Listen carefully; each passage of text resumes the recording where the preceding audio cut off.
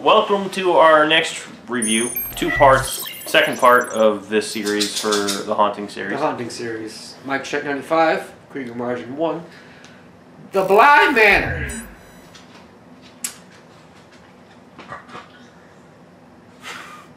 Okay, so we watched this directly after Hill House. And before we started watching this, he had told me that he had started watching it at first. He said that he wasn't really getting into the story that much because it wasn't like the same as the first one, but he went ahead and started it over so that I could watch it. The first time, the issue that I had was, which a lot of people I've read had some complaints about it, was when they went in to see this horror film, they were expecting jump scares, something scary.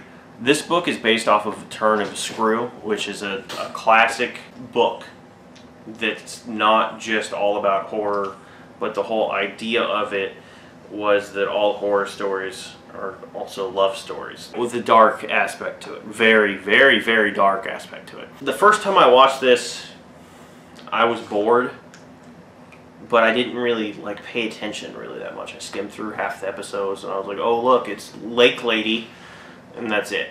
Second time I watched it through, I paid more attention to it and I actually cared about it. I watched him mentally breaks like at least 10 times. This writing was better than Haunting of Hill House when it came to the monologues, in my opinion. Exact impersonation.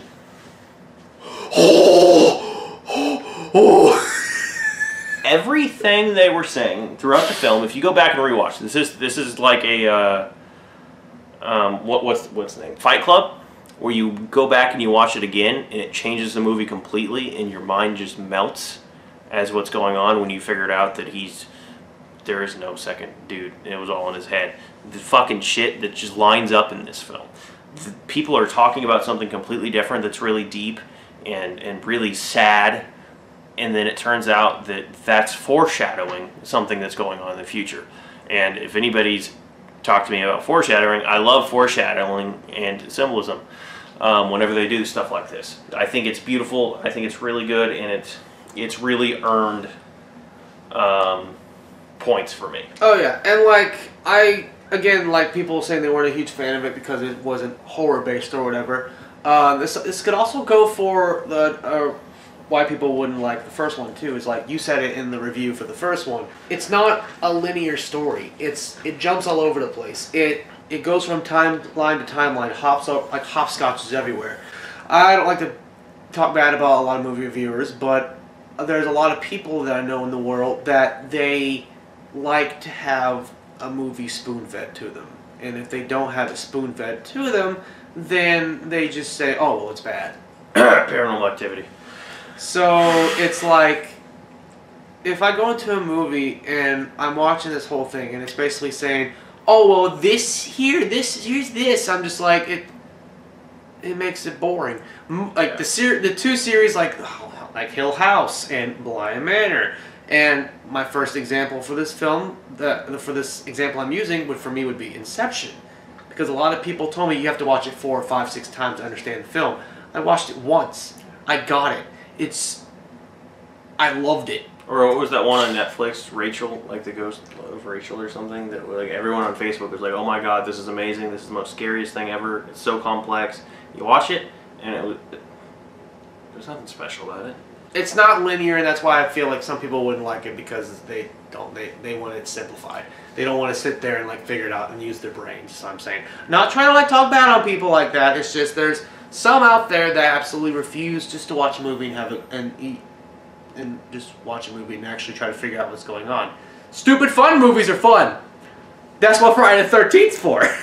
But my point being, not everyone's a time jumping movie figuring out. And there's a lot to figure out too, because I mean, and the way they do this is actually really good, because the whole idea of the story is once they're dead at Bly Manor, eventually they're going to turn out just like the lady in the lake, and their face is going to disappear. They're going to forget who they are. And they're just going to have something that they try and hold on to. The time skips around, and time is funny. They listed that on Haunting on Hill House. It's not linear. In Hill House, they said it was like a record player. that goes on a track, and sometimes your tracks get mixed up. So even with just the way they pace it, that's brilliant just to think like that. The way that they're not going to have a linear story, just like how time would work is if you're alive, it's linear. People are dead here, so time is skipping. Sometimes they get lost in their memories. Just in that's fantastic. Just on how the setting is of the film. It was also kind of interesting kind of seeing kind of the point of view of like the spirits and what they're going through because they don't realize they're actually dead. Yeah, and what's really good seeing that is a lot of other horror movies, you don't see that point of view. You see evil ghosts trying to kill people. Yeah, there are some deaths in here that are because of ghosts, but it's all passion driven. And actually, the one death that I can think of a ghost to a person was actually all of them were because of love for one way or another. Every single one of them, and they stuck to it. Every single one of them. Like when Luke's character or Peter, pushes Hannah into the thing. He did that out of anger, but it was driven from love because she was standing in his way of being able to perform and then be with Miss Jessel and be able to touch her and taste her again, as they say in the film. Which is one of the cringier things that they did, but it was well driven because the character himself was cringy and a little weird. Still kind of fun to watch. Yes, he did a good job of portraying the character. Yeah, so like, I feel like that's like the only bad thing I could bring up is just the fact that for some people they have to watch it twice, and some people don't want to do that. Yeah, because it's 9 hours. I felt like it was really good. Again, positives and negatives. I've talked a lot of positives. Negatives, it's kind of slow. Yeah, some bits, but I mean, it makes up for it. I can't think of negatives on this one either, other than it's kind of slow and it's kind of hard to get into. There was a lot of callbacks. Oh yeah. To like, I've noticed pretty much all of them for Peter because one, there was a cut on Peter's cheek there, which they explained in Bly Manor. He got it pretty much from being abused by his father. But if people who've seen Hill House remember that that's the same cut that he had on his cheek from when he got beat down in the alley when he escaped the AA community building thingy. Yeah. And then there was another one you pointed out where he handed the lighter to Miles, and it was the same lighter that his other character Luke tried to use to burn down the Hill House. Yeah, and they even had a dialogue thing when they were talking about the lighter that was a reference to that, like don't burn the house down kind of thing. Yes. And then also, I mean, for almost every character that I could think of that they were talking about their past, it reflected Hill House. Even like the one that I thought was really cool was right before Hannah disappeared because she was free. She said, "Tell Owen I love him," and the rest is. And everyone knows that it was going to be confetti, which was one of the more emotional things that. Because the spirits all flew away like confetti. Yeah, so. That's another thing I want to bring up. Like, in Hill House, the actor of, I can't remember his name, but the actor for Luke in Hill House and for Peter in this, like, he was a standout in Hill House. He obviously was. For Bly Manor, it was the actress for Hannah. I don't know what it was. I don't know what drew me to her character, but to me, like, she was the one that, to me, it stood out the most. That I was just kind of like, her character is really interesting. And then you find out what happened to her, and you're like, where's the bottle? Where's the damn bottle? I always felt she was the first person I was like, she's dead. Like, 2 episodes in, I was just like, I think these people are all dead and they're ghosts. I wasn't exactly right, but that was my first instinct, was like, they're dead.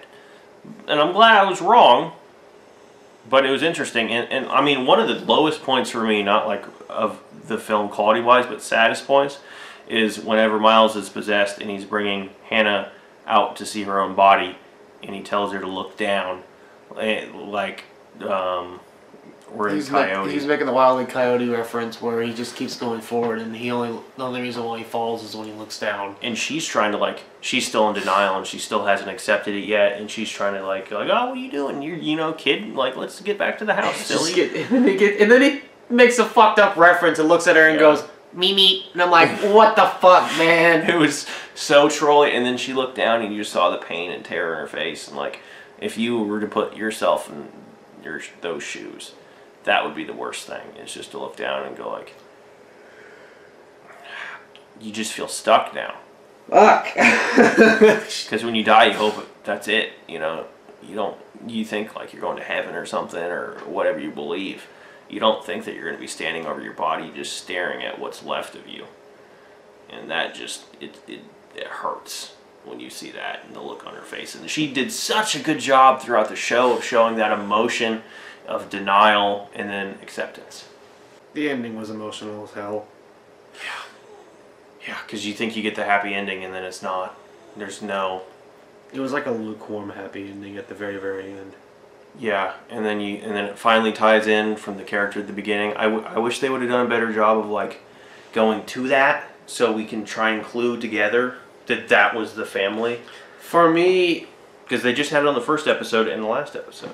I don't know. I don't know. I am lost of words because Bly Manor mentally kind of screwed me up a little bit. I mean, it was great. I mean, I know you said it kind of inspired you to write just because the storytelling was so good. Both of them did. I'm just like, can I just like sit here and just write? And then when I would go home to do writing, I'm not watching the series. I'm just like, well, fuck. Yeah, like. And all I could think about was that fucking shit. I mean, these shows were so good. I don't know the last time that something like a story made me care about this so much. It's great. It's great. So I'm going to go ahead and I feel like I've covered a good amount of it. Go ahead and give my review for that. Because the first time wasn't fantastic. Second time was fucking amazing. They kind of level out. I'm not going to say this one was perfect. There was some issues with it, and there are some very fantastic things. Issues are very small for me, so I'm going to give it a 9 out of 10. I'm just taking the 1 away because I had to get into it first. Once I got into it, it was amazing. I would also say the same thing because I'm looking at a perspective as like with you because it goes back to the whole linear / time jumping storyline. This is definitely a series, both of them, but Bly Manor in particular, that if you're not paying attention, you're either not going to get it or you're not going to enjoy it. And you have to watch it again. So for me, it does get a 9 out of 10 and all that, but that's not a bad thing to me because I watched it one time and I got it the first watch through. Would I watch it again? Yeah, duh. Duh. I try to look at it for the bigger picture, and most people would be like, it's not linear. but still good overall. So, I guess for our next video, we're going to be doing a comparison of the two? Yes, we are going to determine which one is better. Don't forget, the links are on the pages. Click on the links. And we also have the group as well. Don't forget to join the group if you haven't done so. Oh yeah, of course. Don't forget to join the group. Because we'll post those there as well. Sometimes the way Facebook works, we won't be able to. If we post, not everybody will see it. But if you're in both, then you have a better chance of seeing our. Oh yeah, for sure. So, yeah, that's where we're at. But until then, this is MykeCheck'd 95. Krieger Margin 1. And Buggy! Bugs, who is very scared. Signing out.